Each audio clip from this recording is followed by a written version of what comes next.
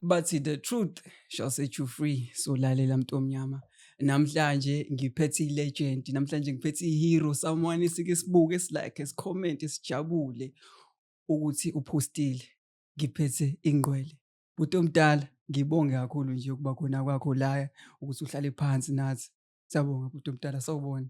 Hayi, ngoba usushilo nje ingqwala ayibingelelike. Mhm. Ayibingelelike. Sekusane kufanele kuhlale udabeni ke. Very straight to the point. Ngabusaloku kushona le. Hayi, iyona ingqwele ngempela. Yeah, sakona. Buti omdala ngifisa ukwazi ukuthi isukaphi legama lengqwele, umngqwele nje insizwa le usukaphi before kufika na TikTok na ku social media kwaqala. Igama ethi ingqwele igama nje likhona nje Likhona. ngisho emakhaya akekho umuntu okuthiwa akamelekile ukuyibiza ngengqwele. Kodwa nje into ekhona nje ingqwele noma ubani angayibiza ngengqwele. Kodwa phela kufanele kube khona nawe okuthile umngqwele obenzayo phela. So uba waqamba wena like ngizama ukuthola istory ukuthi wena yaqala phi yonke lento yakho. Cha phela mina nje i-account yami ngiyiqala Sure. bengidocumentate. Okay. Lo mngqwele lo mngqwele lokungibenza ke la kulento lokube comment abantu ayingqwele. Ingqwele lensi. Ngathi cha ngiletshathe le ngilebeke eceleni yabo.